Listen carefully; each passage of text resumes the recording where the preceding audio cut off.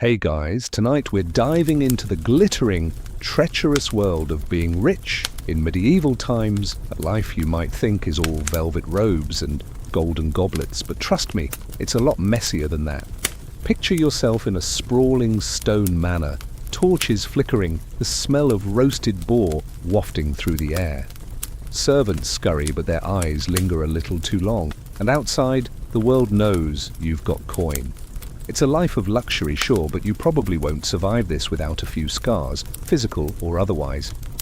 So, before you get comfortable, take a moment to like the video and subscribe, but only if you genuinely enjoy what I do here. Drop a comment with your city and what time it is where you are. I love seeing where you're all tuning in from. Now dim the lights, maybe turn on a fan for that soft background hum, and let's ease into tonight's journey together. You're one of the elite, a lord or lady with lands stretching as far as the eye can see. Your wealth isn't just money, it's power, status, and a big, shiny target on your back. Being rich in medieval times, roughly between the 9th and 15th centuries, means you're swimming in a sea of envy and the sharks are circling. Your neighbors, your cousins, even the king himself, they all want a piece of what you've got.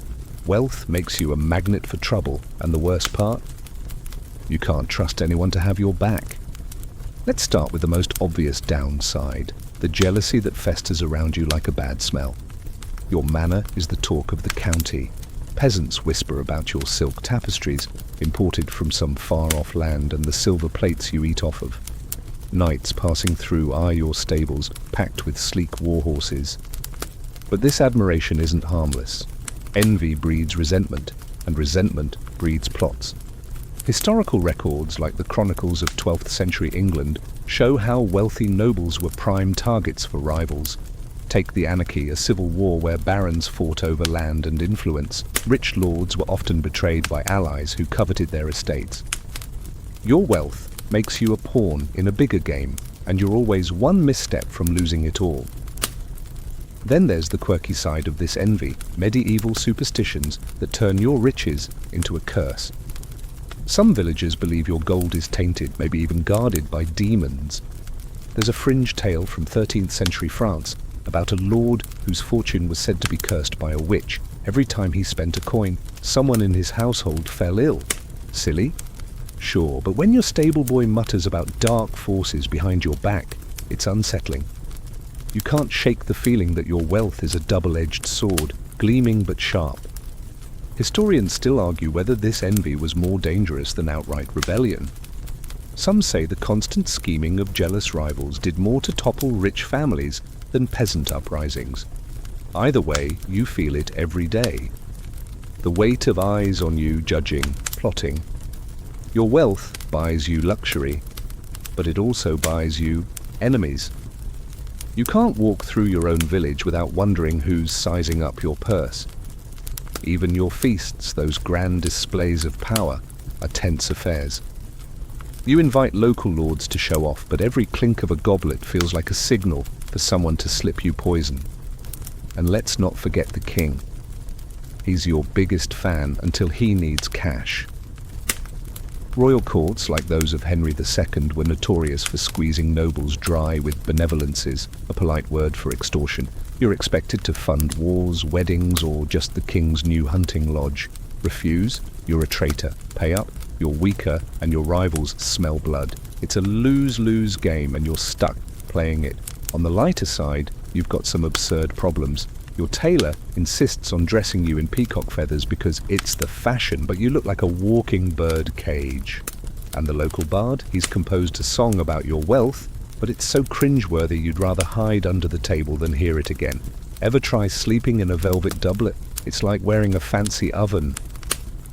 These little annoyances pile up, reminding you that even the perks of wealth come with strings. You lie awake at night, the fire crackling, wondering who's out there plotting. Your gold is a beacon, drawing trouble from every corner. You've got power, sure, but it's fragile. One wrong move, one jealous rival, and it could all come crashing down. The worst thing about being rich?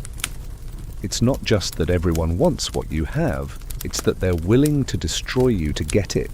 You wake to the creak of wooden shutters and a chill that seeps into your bones, despite the heavy furs piled on your bed. Your manor, the grand symbol of your wealth, looms around you, a sprawling fortress of stone and timber that everyone envies, but nobody understands. It's supposed to be your sanctuary, a testament to your status, but most days it feels like a drafty, oversized cage. The walls are thick enough to stop a siege, yet they can't keep out the cold, the damp, or the nagging sense that you're more prisoner than lord. Step into your great hall, where tapestries hang like boasts of your lineage. The air smells of wood smoke and yesterday's feast, but it's never warm, no matter how many logs you heap on the fire. Medieval manors, built between the 10th and 14th centuries, were designed for defense, not comfort. Historical accounts, like those of the Paston family in 15th century England, describe nobles complaining about leaky roofs and smoky rooms. Your home is a status symbol, but it's also a daily battle against drafts and mildew. You wrap your cloak tighter, wishing for a modern thermostat, or at least a less stubborn fireplace. The quirky downside? Your manor's quirks aren't just inconvenient, they're borderline absurd. Take the garderobe, your fancy indoor toilet, a hole in a stone bench that drops waste into a moat or pit below. Sounds luxurious until you realize it stinks, attracts flies, and freezes your backside in winter. One odd tale from a 13th century chronicle mentions a lord who fell through a rotted garderobe floor, landing in the cesspit. You chuckle, but every time you sit down you double-check the boards. It's not just the cold, it's the constant reminder that your wealth can't buy comfort. Historians still argue whether medieval nobles valued their manors more for prestige or practicality. Some say the grandeur was worth the discomfort, a way to flaunt power. Others argue lords built bigger than they needed, trapped by their own egos. Either way, you feel the weight of it. Your home is a statement, but it's also a burden. The high ceilings echo with every footstep, making you feel small. The narrow windows let in slivers of light, but they also remind you of the world outside. Watching, waiting. You trudge through your daily routine, servants bustling around you. They stoke fires, sweep floors, and carry water, but their efforts barely dent the chill. You've got a solar, a private room for your family, but even that's no escape. The walls are hung with woolen cloths to trap heat, but they're damp from last week's rain. You try to focus on your ledgers, rents from tenants, costs of maintaining your estate. But the cold numbs your fingers, and the flickering candlelight strains your eyes. Wealth buys you space, but not ease. And the noise, your manor is never quiet. Servants chatter, dogs bark, and the wind howls through cracks you can't find. You long for silence, but it's a luxury even you can't afford. The worst part is the isolation. Your manor is your domain, yet it separates you from the world. You're surrounded by people, servants, stewards, family, but you're alone in your wealth. The villagers beyond your walls see you as untouchable, but inside you're just trying to stay warm. Let's lighten things up for a second. Your steward insists on burning lavender to purify the air, but it just smells like you're cooking a flower bed. And the tapestries, one depicts a knight slaying a dragon, but the dragon looks suspiciously like a grumpy cow. Then there's your bed, a creaking monstrosity with curtains so heavy they could smother you. You joke that it's less a bed and more a battlefield, but sleep is a fight you rarely win. The manor's demands never stop. You pay for repairs, new beams, fresh thatch, but the work is endless. A storm cracks a wall, a fire sparks in the kitchen. Your wealth funds it all, but it's a hungry beast. You remember that cursed gold story from the village, the witch who supposedly hexed a lord's fortune. You don't believe it, but when the wind rattles your shutters, you wonder. Your manor is your pride, but it's also your captor, tying you to a life of upkeep and unease. You sit by the fire, its warmth barely reaching you, and stare at the shadows dancing on the stone. This is your world, grand, cold, and unyielding. Wealth has built you a fortress, but it's one you can't escape. You pull your cloak tighter, wishing for a simpler life, one where warmth isn't a luxury and your home doesn't feel like a tomb. You step into your great hall, the scent of roasted venison and fresh-baked bread swirling around you, as servants scurry to set up for tonight's feast. Long tables groan under the weight of silver platters, and the firelight glints off your finest goblets. This is your moment to shine, to show the county's lords and ladies that your wealth is unmatched. But as you take your seat at the high table, your stomach twists, not from hunger, but from the weight of every glance. These feasts are the lifeblood of your status, but they're also a minefield of betrayal where every bite could hide a knife. Medieval banquets were more than meals, they were political theatre. Chronicles from the 14th century, like Froissart's accounts of noble gatherings, describe feasts as stages for alliances and rivalries. You're expected to host lavish spreads, think peacocks dressed in their own feathers or pies that burst open with live birds, to prove your power. But every guest is a potential threat. That lord smiling across the table, he might be plotting to seize your lands. The lady complimenting your wine, she could be spying for a rival. You chew, slowly, watching their eyes, knowing one wrong word could spark a feud. Then there's the quirky danger nobody talks about, poison. It's not just a Hollywood trope. Medieval texts mention nobles slipping hemlock or arsenic into wine to settle scores. One odd story from 12th century Italy tells of a lord who survived a poisoned chalice because his dog lapped it up first. Poor pup. You keep a taster on hand, a nervous young man who samples every dish before you touch it. He's alive so far, but you notice he sweats a lot. You can't help but wonder if that spiced sauce hides something worse than saffron. Historians still argue whether poison was as common as the chronicles claim. Some say it was rare, exaggerated by paranoid nobles. Others point to court records of suspicious deaths and argue it was a real risk. Either way, you feel the fear. Every sip of wine, every morsel of meat carries a question mark. You're rich, so you're a target. Your wealth buys you the finest food, but it also buys you paranoia. You try to focus on the feast's pageantry. Minstrels strum lutes, singing of your generosity, though their lyrics feel a bit forced. Servants parade in dishes, swans roasted whole, their necks twisted into elegant curves. It's impressive, but the cost stings. A single feast can drain your coffers, and you're expected to host them regularly. Refuse, and you're seen as stingy. Overdo it, and you're reckless. It's a tightrope, and you're wobbling. The guests don't make it easier. They laugh and toast your health, but their words are sharp. That knight who jokes about your new tapestry, he's hinting you're wasteful. The bishop praising your piety, he's fishing for a donation. You smile, nod, and deflect, but it's exhausting. You remember the cold walls of your manor, how they felt like a prison. This feast is no different, a gilded cage where you're on display, judged by every forkful. Let's lighten the mood for a second. The jongleur tumbling in the corner. He trips over his own bells, sending the dogs into a barking frenzy. You stifle a laugh, but it's a rare moment of joy. Then there's the delicacy your cook insists on serving. Eel pie. It tastes like river mud, but you choke it down to avoid offending him. And don't get me started on the trencher. Your shared bread plate is soggy with gravy, and the lord next to you keeps double dipping. Medieval table manners? More like medieval chaos. But the laughter fades fast. You catch a servant whispering to a guest, their eyes darting your way. Is it gossip? Or something darker?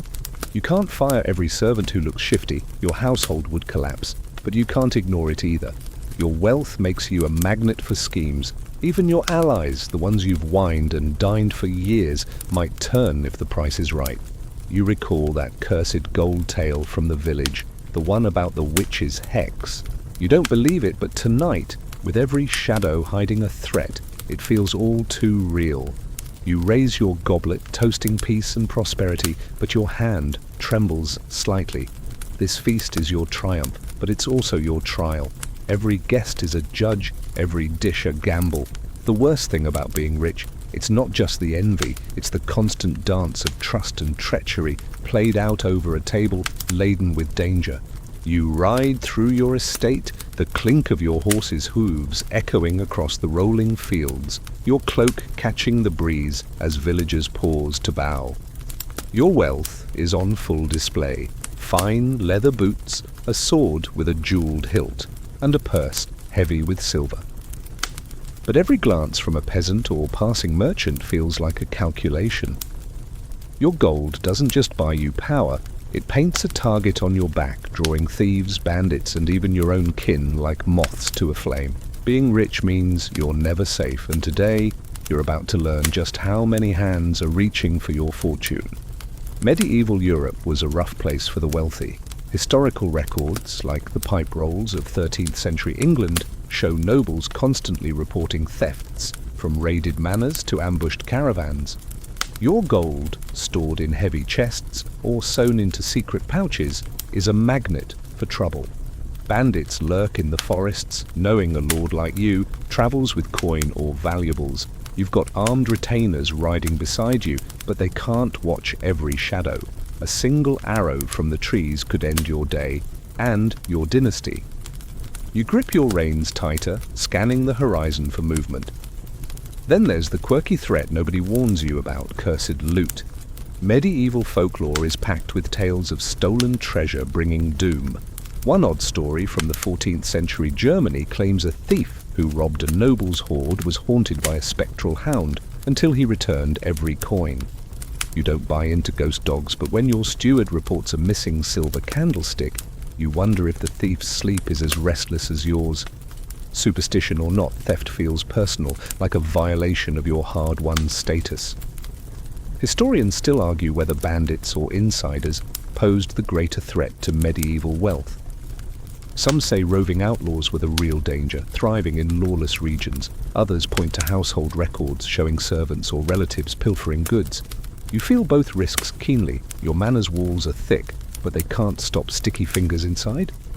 That new groom in the stables? He's too curious about your locked chests. Your cousin, always asking for loans. His smiles don't reach his eyes. You're surrounded by people, but you trust none of them. You dismount at a village market, hoping to buy spices or cloth to flaunt at your next feast. The stalls are lively, but the crowd parts around you, their whispers trailing like smoke. You're a lord, untouchable, yet vulnerable. A pickpocket could slit your purse in a heartbeat. You keep one hand on your dagger, the other on your coin. Last week, a merchant tried to pass you clipped silver, coins shaved to steal the metal. You caught it, but it's another reminder, everyone's playing an angle. Your relatives are no better. Your younger brother, landless and bitter, drops hints about sharing the estate. Your aunt, widowed and scheming, keeps pushing her son as your heir. Medieval inheritance laws, often based on primogeniture, meant only one heir got the bulk of the wealth, leaving others resentful. You love your family, sort of, but their greed makes every visit tense. You recall the poison scare at your last feast, the taster's sweaty brow. Could it have been kin, not a rival? The thought chills you more than the wind. Let's lighten things up for a moment. Your steward's solution to theft? A goose? Yes, a goose. He swears its honking will scare off intruders, but now you've got a feathered alarm waddling around your courtyard, nipping at guests. Then there's the lucky charm a peddler sold you, a chunk of iron said to ward off thieves. It's rusting in your solar, about as useful as a paper shield. And don't get me started on your new lock. So clunky, you need 2 hands and a prayer to open it. Wealth's perks, right? But the humour fades fast. You lie awake at night, the manor creaking around you, imagining footsteps in the hall. Your gold is your pride, but it's also your prison. You've built a life of splendour, yet you're always looking over your shoulder. That cursed treasure story lingers in your mind, not because you believe in spectres, but because your wealth feels like a curse of its own, drawing danger from every corner. The worst thing about being rich? It's not just the thieves, it's the constant fear that everything you have could vanish in a flash. You sit at a heavy oak table in your solar, the candlelight flickering as you pore over ledgers that detail your estate's income, rents, crops, livestock. The numbers are impressive, a testament to your wealth, but there's a shadow over every page. The king's tacksman, his hand outstretched, ready to carve away your fortune. Being rich in medieval times means you're a prime target for royal demands, and the weight of taxes, levies, and gifts presses on you like a millstone. You sigh, rubbing your temples, knowing that no matter how much you have, the crown always wants more. Medieval taxation was relentless for the wealthy. Historical records, like the Exchequer Rolls of 13th century England, show kings like Edward I demanding scutage, a tax in lieu of military service, or aids for royal weddings and wars. You're expected to fund the king's latest crusade or his daughter's dowry, no questions asked, refuse, and you're branded disloyal, pay, and your coffers shrink, making you vulnerable to rivals. It's a game you can't win. Right now, a royal messenger waits in your hall, his sealed parchment demanding a benevolence for some distant campaign. You know it's not a request. Then there's the quirky side of medieval taxes, methods so bizarre they'd make you laugh if they weren't so infuriating. In some regions, tax collectors accepted payment in kind, barrels of ale, flocks of sheep, even falcons. One odd tale from the 14th century France describes a lord paying his dues with a cartload of live eels which promptly escaped and slithered through the village. You're not sure what's worse, parting with your silver or wrangling livestock for the king's men. Your steward's latest idea? Offer a prized hunting dog. You roll your eyes. Good luck getting that past the taxman. Historians still argue whether these taxes were more about revenue or control. Some say kings used them to keep nobles in check, preventing them from amassing too much power. Others argue it was pure greed, fueling lavish courts. Either way, you feel the squeeze. Every coin you send to the crown weakens your defenses, and your neighbors know it. You remember the bandits from your last ride through the forest, the ones eyeing your jeweled sword. A lighter purse means fewer men to guard you, and the thought keeps you up at night. The taxman isn't your only problem. Local lords demand customary dues for using their roads or bridges, and the church expects tithes, 10% of your income, no exceptions. You try to negotiate, but the bishop's envoy just quotes scripture and glares. You're rich, so everyone assumes you can pay, but the demands never stop.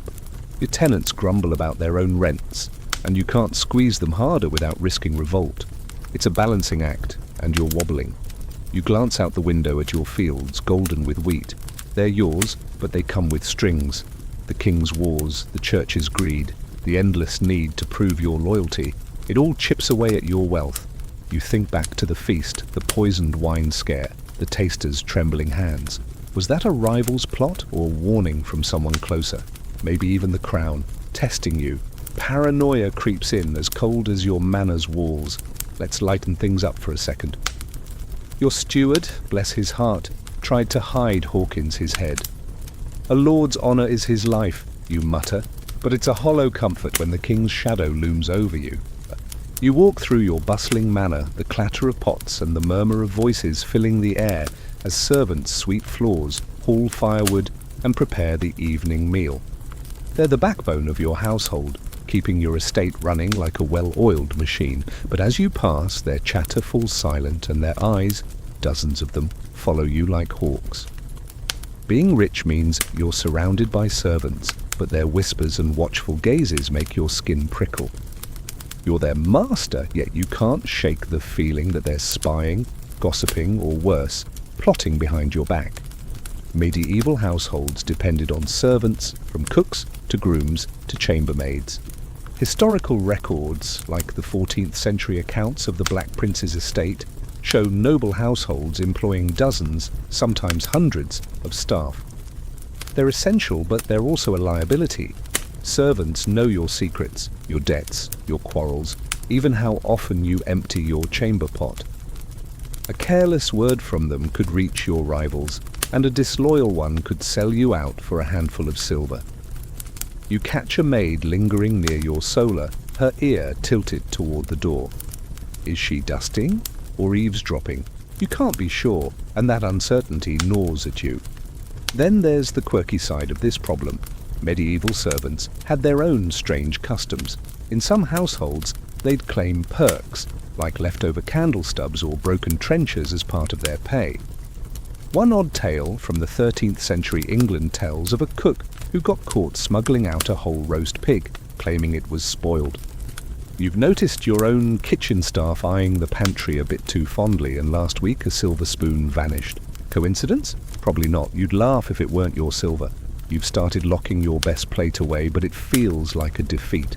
Historians still argue whether servants were more loyal or opportunistic. Some say they were bound by duty and gratitude. Others point to court records of theft and betrayal, suggesting many saw their masters as fair game. You lean toward the latter.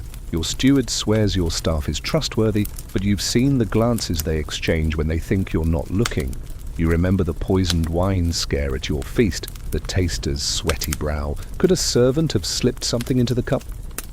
The thought lingers like a bad smell. You try to keep your household in line. You pay them decently, well for servants, and toss in extras like ale at harvest time. But loyalty can't be bought, not really. You've heard whispers of a chambermaid spreading tales about your wife's temper, and the stable boy's been asking odd questions about your travel plans. You could dismiss them, but replacements might be worse, and firing someone risks turning them into an enemy, spilling your secrets to the highest bidder. It's a trap, and you're stuck in it.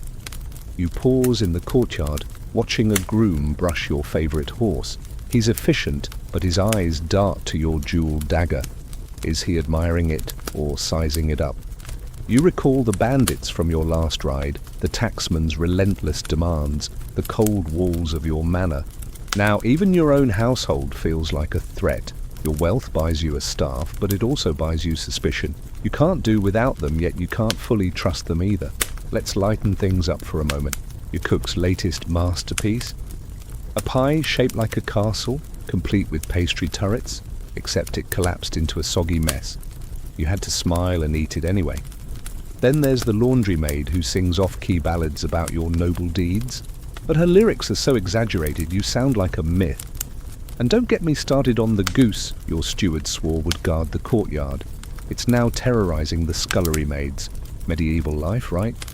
But the humour fades as you enter your hall, the servant's eyes trailing you. You think of that cursed gold story, the witch's hex on a lord's fortune. You don't believe in curses, but your wealth feels cursed all the same, surrounded by whispers and watchful gazes. The worst thing about being rich, it's not just the external threats, it's the creeping dread that even those closest to you, the ones you feed and clothe, might be your undoing. You sit in your solar, the fire casting long shadows as your steward reads a letter from a neighbouring lord proposing a marriage alliance. Your daughter, barely 16, is the bargaining chip, her future tied to a contract that could secure your family's power, or doom it. Being rich in medieval times means your personal life is a chessboard, and marriage is a move you can't afford to get wrong. Love, that's a luxury you don't have. Your wealth demands strategic unions, and the cost is a loveless life for you and those you care about. Medieval marriages among the elite were rarely about affection. Historical records, like the 13th century betrothal agreements in the English Chancery Rolls, show nobles arranging marriages to cement alliances, secure land, or settle debts.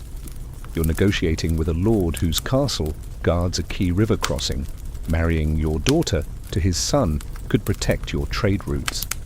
But the boy's reputation is shaky, and your daughter's eyes are red from crying. You feel a pang, but you push it down. This is survival. A bad match could weaken your house. A good one could make you untouchable. Then there's the quirky side of medieval marriage customs. Rituals so odd they'd make you roll your eyes if they weren't so serious. In some regions, betrothals involved hand fasting, where couples tied their hands with a cord to seal the deal. One peculiar story from the 14th century Scotland tells of a lord who accidentally tied his hand to the wrong bride during a chaotic ceremony, sparking a feud. You double-check every contract, but the ceremonies are nerve-wracking. Your last betrothal feast featured a bard who sang about eternal bonds while you worried the wine might be poisoned again. It's always something. Historians still argue whether these marriages were more about politics or economics. Some say land and wealth drove every match. Others argue alliances were about survival in a fractured world. You see both sides. Your daughter's marriage could bring a powerful ally, but it also means trusting a family that might turn on you. You think of your own marriage, arranged to merge two estates. Your wife is capable, even kind, but there's no spark, just duty. You share a bed, a table, and a goal, but not much else. It's a lonely kind of partnership. You pace the solar, the letter crumpled in your hand. Your daughter's future isn't just about her.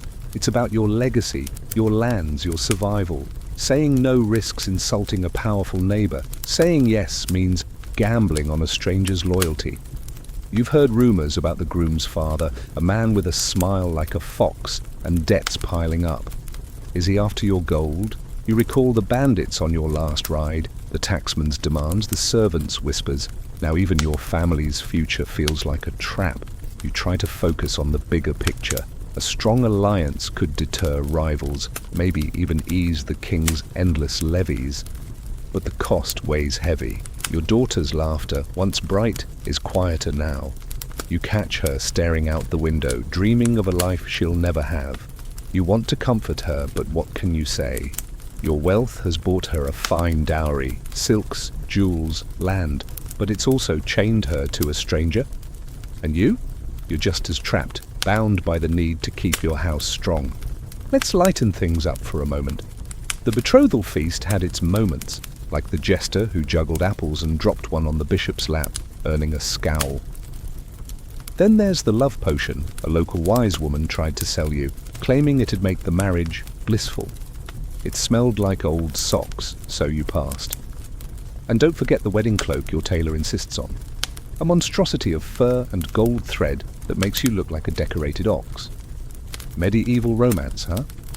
But the levity fades as you seal the letter, agreeing to the match. You think of that cursed gold tale, the witch's hex that haunted a lord's fortune. You don't believe in curses, but this marriage feels like one. Your wealth buys you power, but it also buys you cold beds and colder alliances. The worst thing about being rich, it's not just the enemies outside, it's the sacrifices you make within, trading hearts for strategy in a game you can't escape. You kneel in the dim chapel of your manor, the scent of incense heavy as the priest drones through a Latin prayer, his eyes flicking to the silver candlesticks you donated last month. The church is your spiritual haven, but it's also a bottomless pit for your wealth. Being rich in medieval times means you're under constant pressure to fund the church, tithing, building chapels, or just keeping the local bishop happy. It's not just devotion, it's a transaction, and the cost is more than gold. The church's greedy grasp clutches at your soul as much as your purse, and you're caught in its web. The medieval church was a powerhouse, and tithing was non-negotiable.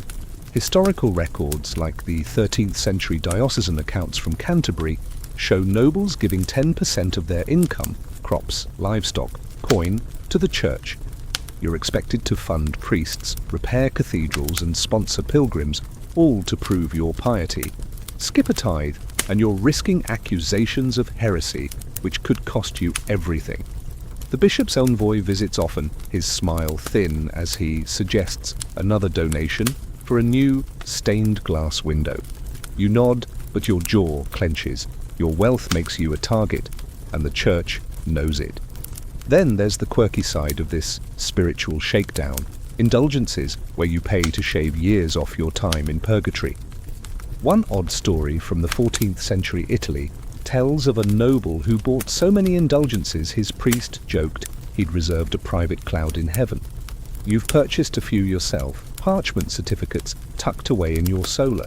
They're supposed to ease your soul, but they feel like receipts for a scam. You half expect the priest to wink as he hands you the quill. It's absurd, but you can't afford to anger God or his earthly agents. Historians still argue whether the church's demands were about faith or power. Some say tithing funded community good, like poor relief. Others argue it was spiritual blackmail, enriching a corrupt institution. You feel the latter. Every coin you give weakens your estate, and the church's gratitude is fleeting. You think of the taxman's visits, the bandits on the road, the servants' whispers. Now even God's house seems to have its hand out, and you're running out of hands to give. You rise from your knees, the stone floor cold through your hose.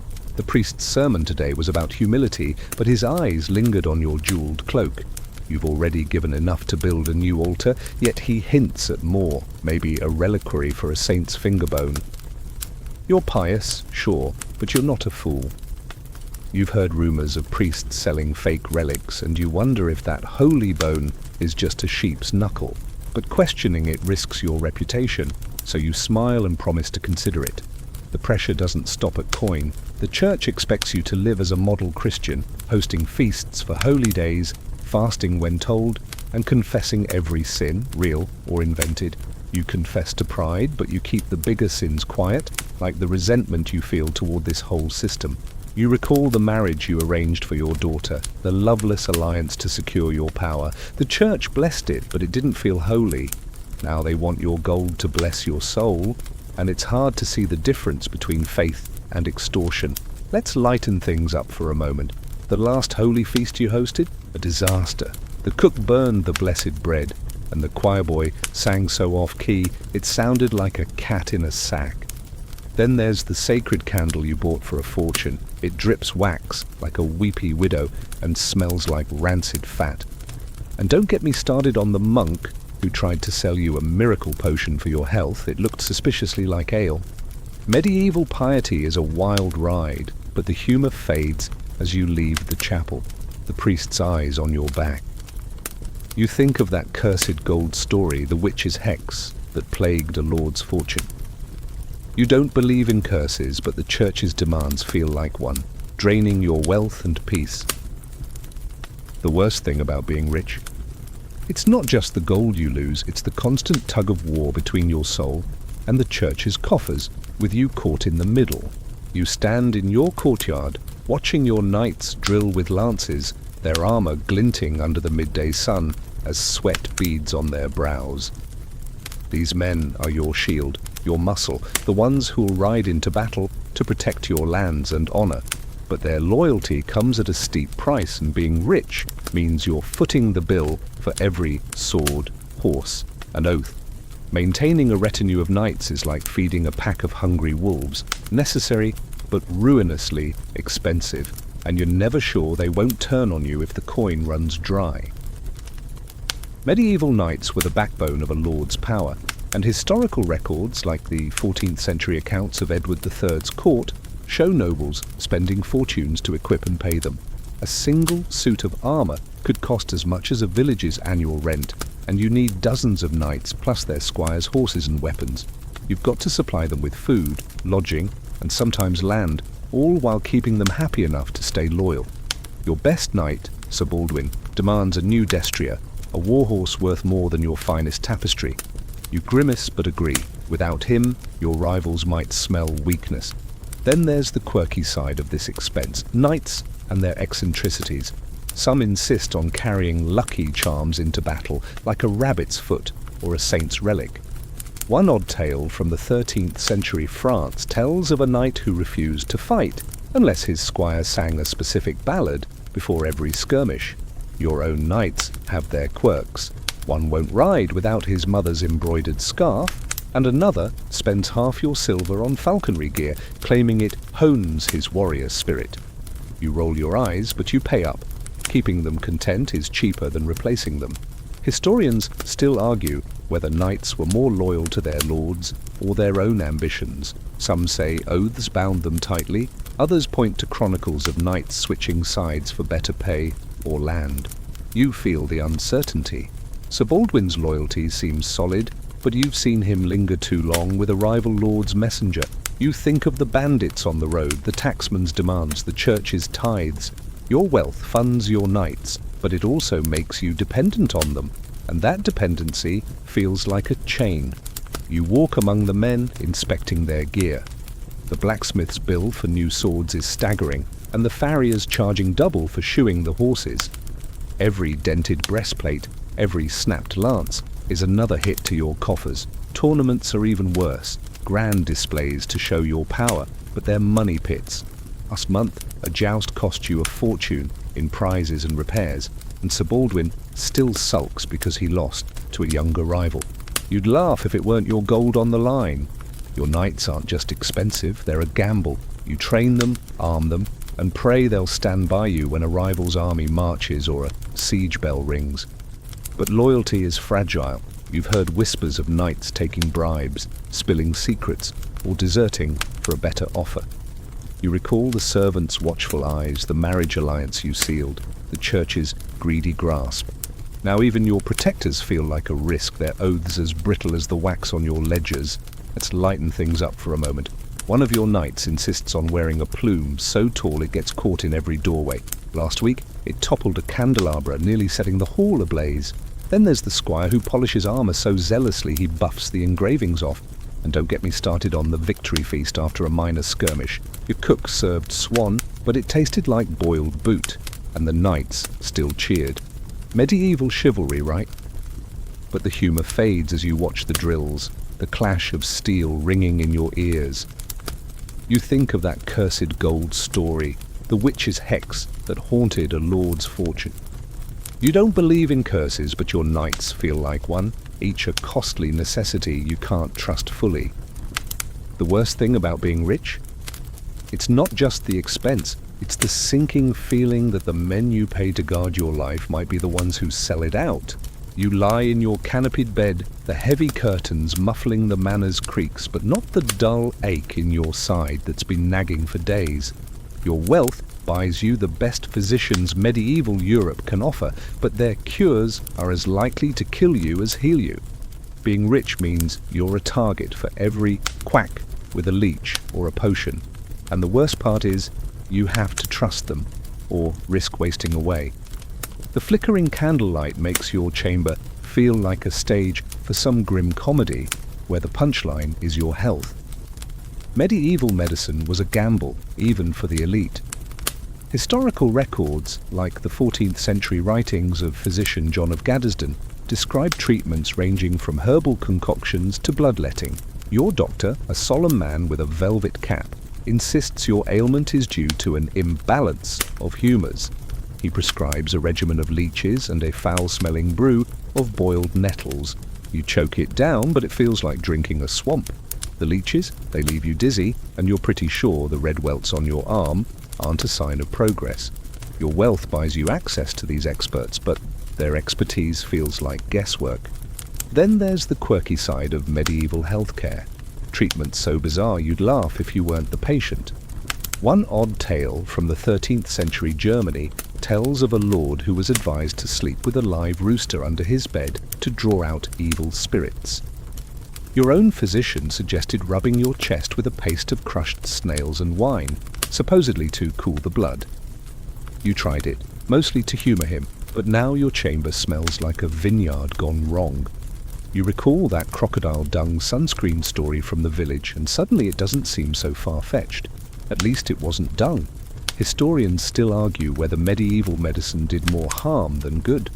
Some say physicians' knowledge rooted in ancient texts saved lives. Others point to high mortality rates and argue the cures were often worse than the disease.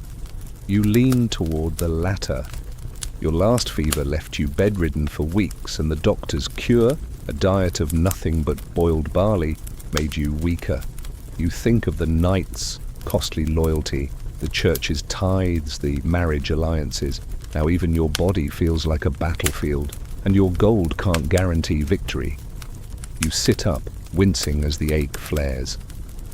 The physician waits outside, ready to charge a fortune for his next idea, maybe a charm or a pilgrimage to a saint's shrine.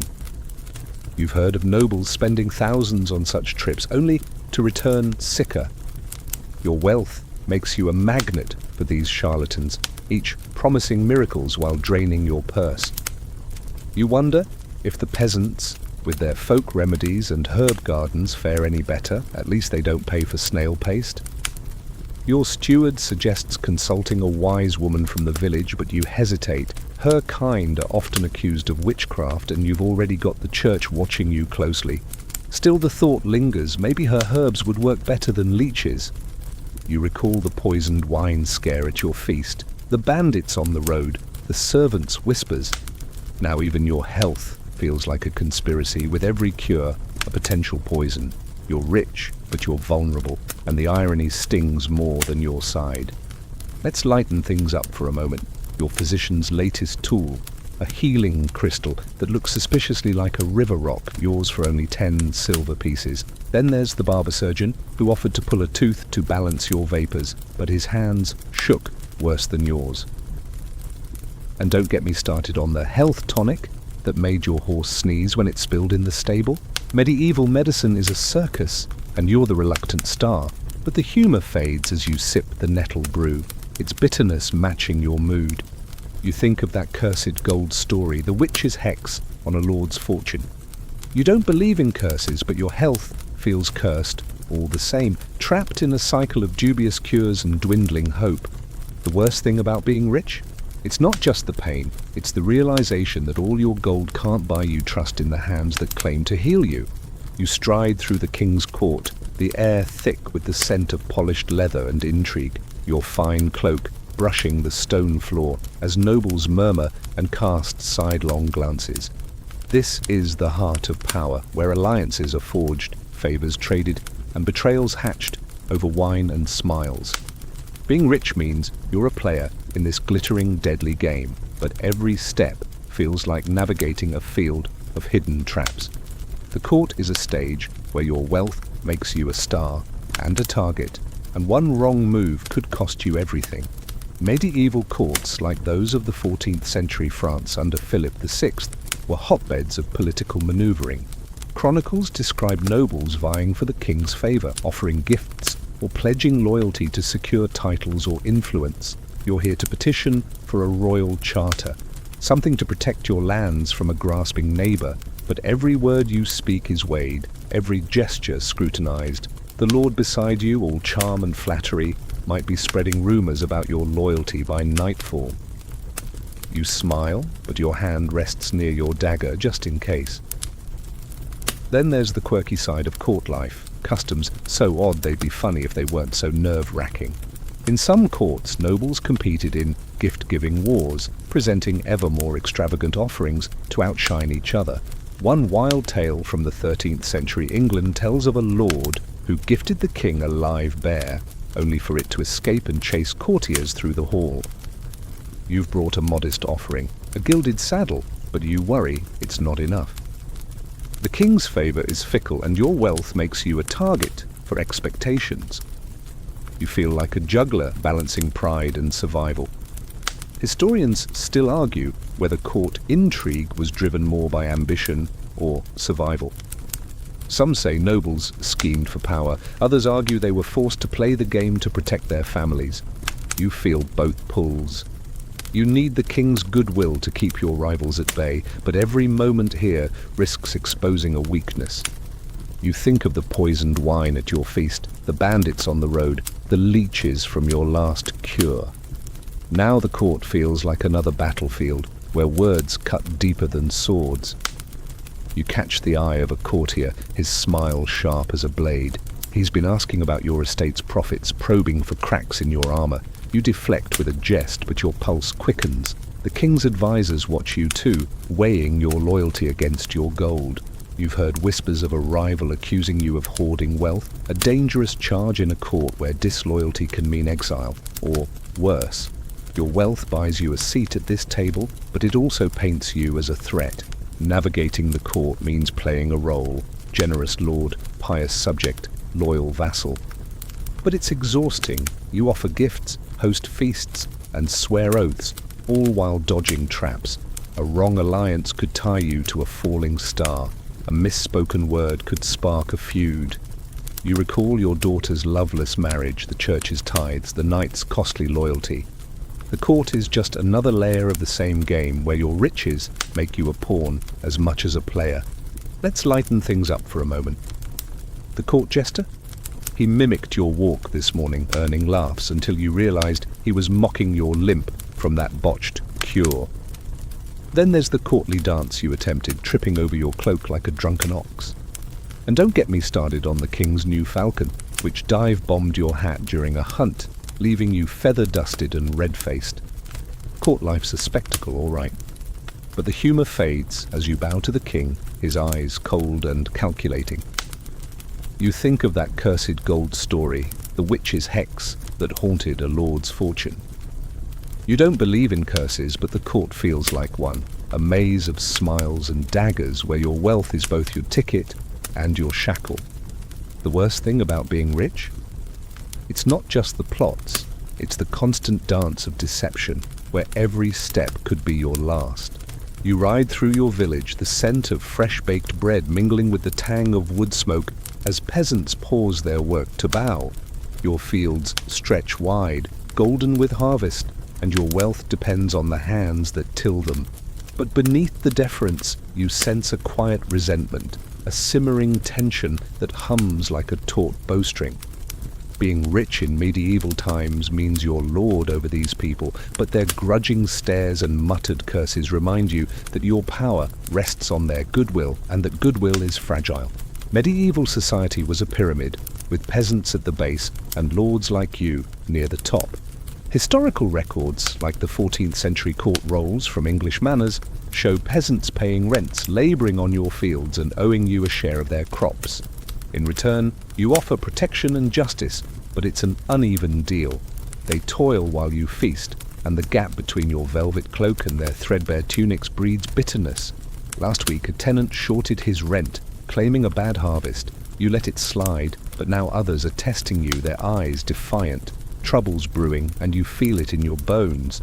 Then there's the quirky side of peasant unrest, superstitions that turn their resentment into something darker. In some villages, peasants whispered that lords like you made pacts with demons for wealth. One odd tale from the 13th century Normandy tells of a mob pelting a lord's manor with turnips, believing they'd break his devil's bargain. Your own tenants mutter about that cursed gold story, the witch's hex you've heard before. You scoff, but when you find a crude charm, twigs and bones tied to your gate, it's hard to laugh it off. Their fear makes you a target, not just a master. Historians still argue whether peasant resentment was a constant threat or a manageable nuisance. Some say revolts, like the 1381 peasants' revolt in England, were rare explosions. Others argue daily defiance, slacking work, hiding crops, was the real danger. You feel both. Your steward reports tools broken by accident and grain sacks lighter than they should be. You can't punish everyone without sparking a riot, but leniency invites more rebellion. You think of the court's intrigues, the knight's costly loyalty, the physician's dubious cures. Now even your own lands feel like a powder keg. You dismount at the village square, hoping to settle a dispute over grazing rights. The crowd's murmurs hush, but their faces are hard. You're their lord, but you're also their burden. You raise rents to pay the king's taxes, arm your knights, or please the church, and they feel the squeeze. Last month, a fire gutted a tenant's barn, and he begged for aid. You gave him seed, but his gratitude was lukewarm. You're rich, so they expect miracles, but your gold only stretches so far. The resentment isn't just about money. They see your feasts, your hunts, your daughter's silk gowns, and it stings. You recall the poisoned wine scare, the servants' whispers, the bandits' threat. Now you wonder if a tenant could turn traitor, slipping secrets to a rival, or worse. You've heard of lords ambushed by their own peasants. Rare, but real. Your wealth buys you land, but it also buys you enemies in the very fields that feed you. Let's lighten things up for a moment. One tenant tried to pay his rent with a sack of prized turnips, claiming they're fit for a king. They were wormy. Then there's the village festival where a drunk ploughman challenged your steward to a wrestling match, and won to everyone's glee. And don't get me started on the sheep that wandered into your solar during a storm, leaving gifts on your best rug. Rural life's a circus sometimes. But the humour fades as you ride back to your manor, the peasant's eyes trailing you. You think of that cursed gold story, the witch's hex that plagued a lord's fortune.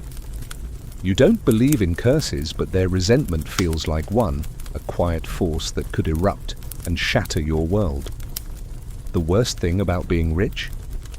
It's not just the wealth, it's the fragile thread of loyalty from those who sustain it, ready to snap under the weight of their envy. You stand atop your manor's battlements, the wind sharp against your face as you survey the horizon, where dark clouds gather like an omen. Your wealth has built this fortress, its stone walls a bulwark against the world, but no amount of gold can shield you from the shadow of war. In medieval times, being rich means living with the constant fear of siege. Rival lords, foreign armies, or even the king's wrath could bring fire and steel to your gates.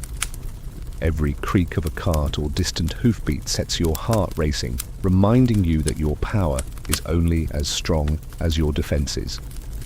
Sieges were a grim reality for medieval nobles. Historical records, like the chronicles of the 12th century siege of Rochester Castle, describe how even well-fortified manors could fall to determined attackers. Your walls are thick, your moat deep, but a siege could starve you out or batter your gates to splinters. You've stocked your granaries and armed your knights, but the cost is staggering. Barrels of salted fish, siege engines, and archers don't come cheap.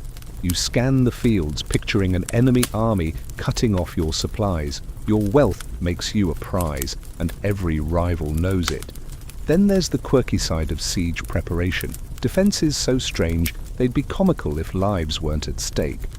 Some lords, according to 13th century French tales, kept beehives to hurl at attackers, hoping the stinging swarm would scatter them. Your steward swears by Greek fire, a sticky, flaming concoction he claims will stop any assault. You're skeptical. It sounds like a recipe for burning your own walls down, but you let him tinker. You recall that cursed gold story, the witch's hex that haunted a lord's fortune. You don't believe in curses, but when you hear a night watchman's horn, your stomach twists. Historians still argue whether sieges were more about conquest or intimidation. Some say attackers wanted land, others argue they aimed to break a lord's spirit, forcing submission. You feel both threats. A rival lord has been eyeing your western fields, and his friendly visits feel like scouting missions. You've heard whispers of mercenaries in the region, their loyalty bought by whoever pays most. You think of the court's intrigues, the peasants' resentment, the physician's useless cures. Now war looms, another weight on your shoulders, and your gold feels like both shield and bait.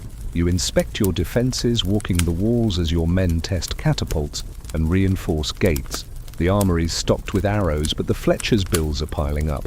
Your knights grumble about long watches, and you've had to double their pay to keep them sharp.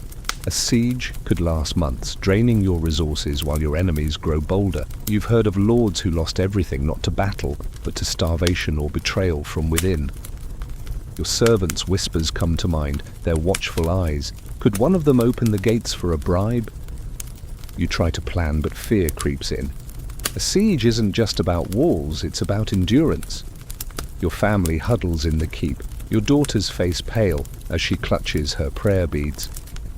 You've promised to protect them, but your wealth can't stop arrows or hunger. You recall the poisoned wine scare, the bandits on the road, the church's greedy grasp. Now the threat is bigger, a tide of steel and fire that could wash away everything you've built. Your manor, once a prison of cold stone, now feels like a fragile shell. Let's lighten things up for a moment. Your steward's latest defense idea? A war pig, coated in pitch and set ablaze to charge attackers. You vetoed it, poor pig, but he's still sulking. Then there's the watchman who mistook a fox for an enemy scout, sounding the alarm at midnight and waking the whole manor. And don't get me started on the impenetrable gate that jammed during a drill, trapping your knights inside. Medieval warfare's a mess sometimes, but the humour fades as you gaze at the darkening sky, the wind carrying the faint sound of a distant horn. You think of that cursed gold story, the witch's hex that doomed a lord's fortune. You don't believe in curses, but the fear of siege, feels like one, a shadow that grows with every passing day. The worst thing about being rich? It's not just the threat, it's the dread that your wealth, your pride, could draw the very destruction you've spent your life trying to prevent. You sit in your solar, quill-scratching parchment as you draft a will, the candlelight casting jittery shadows across your family's seal. Your wealth, lands, gold, titles, is your legacy, but securing it for the next generation feels like threading a needle in a storm. Being rich in medieval times means obsessing over your family's name, knowing one misstep could unravel everything you've built. Every decision, from naming an heir to guarding your estate, is a gamble against time, rivals, and fate itself. And the weight of it keeps you awake long after the manor falls silent.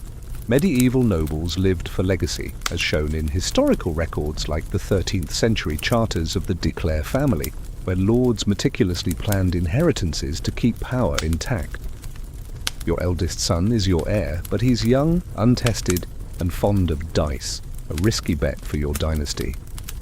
You've spent years expanding your lands, marrying strategically, and appeasing the king, all to ensure your name endures. But rivals circle, waiting for a chance to claim your title if your line falters. You rewrite the will, adding clauses to protect your daughter's dowry, but every word feels like a plea to a future you can't control. Then there's the quirky side of legacy building, customs so odd they'd make you chuckle if they weren't so serious. In some regions, lords buried legacy tokens, like engraved stones under their manor's foundations, to bless their heirs. One strange tale from the 14th century Spain tells of a noble who had his portrait painted with a live falcon on his shoulder, believing it would inspire his descendants. You've considered commissioning a family chronicle, a grand tome to immortalize your deeds, but your steward's draft reads like a bad ballad, and the scribe's fee is absurd. You sigh, wondering if your legacy will outlast the ink. Historians still argue whether medieval nobles were driven more by pride or survival in securing their legacies. Some say it was about ego, a need to etch their names in history. Others argue it was about ensuring family stability in a chaotic world. You feel both. Your wealth has bought you power, but it's a fragile thread, easily cut by a barren marriage, a reckless heir, or a rival's claim.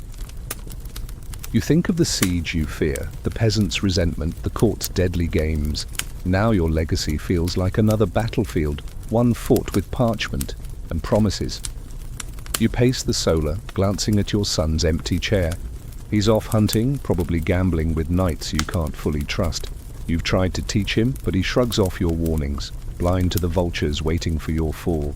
Your daughter, bound by her strategic marriage, might carry your name forward, but her husband's family could swallow your legacy whole. You've poured gold into alliances, churches and defenses, yet it all hinges on bloodlines and loyalty, things your wealth can't guarantee.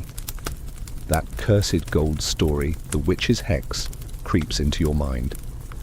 You don't believe in curses, but your legacy feels cursed by its own fragility. You add a codicil to your will, granting land to a loyal retainer, in hopes he'll guard your son's claim. But loyalty shifts like sand, and you recall the servant's whispers, the knight's costly oaths, the physician's useless cures. Every choice you make is a stone in a crumbling wall, and the fear of losing it all gnaws at you. Your wealth is your pride, but it's also your burden, a chain tying you to a future you can't secure. Let's lighten things up for a moment. Your scribe suggested naming your estate Eagle's Glory to sound grand. Until you pointed out it sounds like a tavern. Then there's the ancestral sword you meant to pass down, only to find it's rusted because a squire stored it in a damp cellar. And don't get me started on the family crest your cousin designed, a lion that looks more like a grumpy cat. Legacy is a serious business, but it's got its absurd moments. But the humour fades as you seal the will, the wax hissing under your signet ring. You think of that cursed gold story, the witch's hex that haunted a lord's fortune. You don't believe in curses, but your legacy feels like one, a fleeting dream you chase with every ounce of your wealth. The worst thing about being rich? It's not just the effort. It's the gnawing fear that all your gold, all your power, might not be enough to keep your name alive. You sit by the fire in your great hall, its embers glowing faintly, casting a warm but fleeting light across the tapestries that boast your family's triumphs. The manor is quiet now, the servants retired, the knights at rest, and the weight of your wealth settles over you like a heavy cloak. You've built an empire of gold, land and power, but as you trace the lines of your life, feasts, alliances, defenses, it all feels like chasing a shadow. Being rich in medieval times promised glory, but the worst thing is its emptiness, the relentless march of time that reveals your wealth's fleeting promises and leaves you wondering what it was all for. Medieval nobles, as chronicled in works like the 14th century Past and Letters, poured their lives into amassing and protecting wealth, only to face its fragility. Your lands are vast, your coffers full, but they can't stop time. Your son, your heir, is still reckless, gambling away silver you fought to earn. Your daughter's marriage, a strategic triumph, brings no joy to her eyes. The church takes your tithes, the king your taxes, and rivals your peace. You've spent decades building a legacy, but time erodes it all, stone by stone, coin by coin. Your wealth is a monument, but it's built on sand. Then there's the quirky side of this fleeting life, medieval obsessions with immortality. Some lords, according to 13th century tales, drank elixirs of youth made from ground pearls or herbs, hoping to cheat death. One odd story from Italy tells of a noble who slept in a copper tub, believing it preserved his vigor. You've tried no such nonsense, but your physician's latest tonic, some murky blend of wine and roots, promises to extend your days. It tastes like regret, and you're not sure it's worth the cost. You think of that cursed gold story, the witch's hex that haunted a lord's fortune. You don't believe in curses, but time feels like one, stealing what your gold can't hold. Historians still argue whether medieval nobles found meaning in their wealth or just chased vanity. Some say their legacy, castles, titles, lineage gave purpose. Others argue they were trapped by their own ambition, blind to life's deeper joys. You feel the latter. You've dodged bandits, outwitted courtiers, and endured leeches, all to keep your name alive. But now, staring into the fire, you wonder if it was enough. Your manor's cold walls, the peasants' resentment, the court's deadly games, they've drained you. And for what? A name that might fade with your son's first mistake? You rise, your joints aching, and walk to the window. The night is still, the stars indifferent. Your wealth has bought you power, but it's also bought you isolation. You think of the feasts where poison loomed, the servants' whispers, the siege you dread. Each victory came with a cost, each gain a new burden. You've lived as a lord, but you've rarely lived as a man. The realization stings, sharper than any rival's blade. Your gold is heavy, but it's hollow, and time is the thief no walls can stop. Now let's slow things down, let the fires crackle, fade into a soft, steady hum. Picture yourself stepping away from the manor, the stone walls softening into shadows. The weight of your wealth, your worries, your legacy, it's slipping away like sand through your fingers.